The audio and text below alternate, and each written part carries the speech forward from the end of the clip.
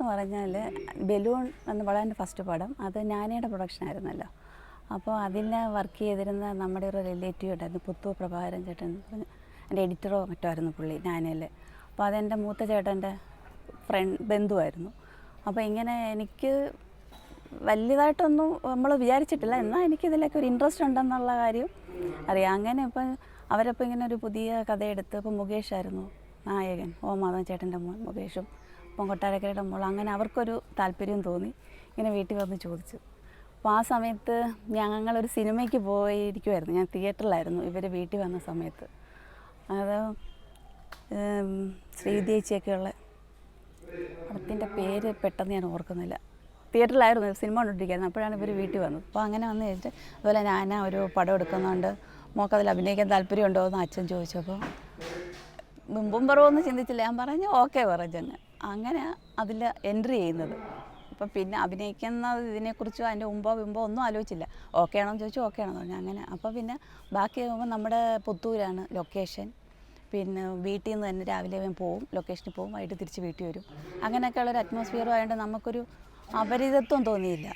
നാനയിലെ കുമാരി ചേച്ചിയുടെ അച്ഛൻ അവരുമായിട്ടൊക്കെ നമ്മൾ വളരെ ക്ലോസ് ഇതൊക്കെ വേണ്ട, നമുക്ക് പ്രത്യേകിച്ച് വരുന്നുണ്ടോയെന്ന് തോന്നില്ല. അങ്ങനെ എൻട്രി ചെയ്തത്, അങ്ങനെ ബലൂണിൽ അഭിനയിക്കാൻ തുടങ്ങിയത്.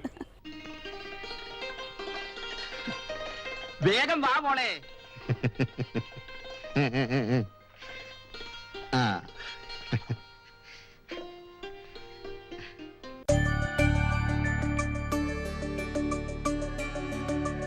സിനിമയ്ക്ക് മുമ്പ് ഞാൻ വേറെ അങ്ങനെയുള്ള കലാപരമായിട്ടുള്ള ആക്ടിവിറ്റീസ് ഒന്നും തന്നെ ഞാൻ ചെയ്തിട്ടില്ല. സ്കൂളിലൊക്കെ പഠിക്കുമ്പം ആനിവേഴ്സറിക്ക് അങ്ങനെയൊക്കെയുള്ള ചെയ്തിട്ടുണ്ടെന്നല്ലാതെ മറ്റ് സ്റ്റേജ് പ്രോഗ്രാമോ ഒന്നും ചെയ്തിട്ടില്ല. കോളേജിലും വെച്ച് നാടകങ്ങളൊക്കെ കളിച്ചിട്ടുണ്ട്, അല്ലാതെ ഒരു പുറത്തൊരു എക്സ്പീരിയൻസ് ഒന്നും ഇല്ലായിരുന്നു. ഒരിക്കലും ഒരു മനസ്സിലൊരു ഇതേ ഇല്ലായിരുന്നു സിനിമയിലോട്ട് എൻട്രി ചെയ്യുമെന്നുള്ള ഒരു ചിന്തയെ എനിക്കില്ലായിരുന്നു ആ സമയം വരെ.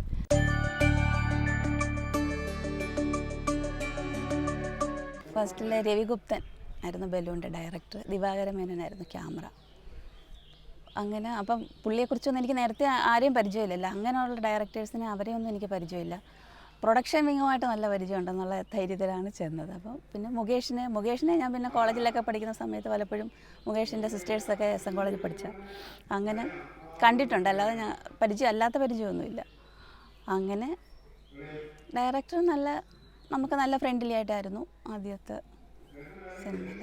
അവിടെ വെച്ചാണ് പുള്ളിയെ കാണുന്നതും പരിചയപ്പെടുന്നതും ഒക്കെ, അല്ലാതെ മുൻ പരിചയമൊന്നുമില്ലായിരുന്നു.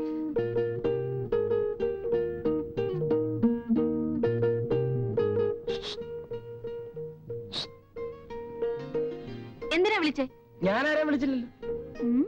വിളിച്ചില്ലേ? ആര്? ഞാനോ? നിനക്ക് തോന്നിയതാവും.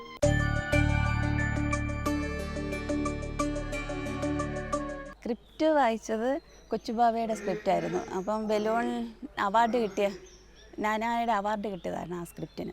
അങ്ങനെ പറഞ്ഞപ്പോൾ നാനയിൽ ഇങ്ങനെ വന്നിട്ടുണ്ടായിരുന്നു ആ കഥ. അത് ഈ സിനിമ നമ്മൾ കമ്മിറ്റ് ചെയ്തതിന് ശേഷം ഞാൻ ആ നാന എടുത്തിട്ട് ആ തിരക്കഥ വന്ന് അവാർഡ് കിട്ടിയതായിരുന്നു. അതെല്ലാം വായിച്ചിരുന്നു, സിനിമ ഷൂട്ടിങ്ങിന് മുമ്പേ ആ കഥ വായിച്ചിരുന്നു. എന്നിട്ട് പോകാൻ തന്നെ തീരുമാനിച്ചു? പോകണം ചന്ദ്ര, ഇനി നിന്നാൽ വടക്കേക്കര എന്നെ സങ്കടപ്പെടുത്തും.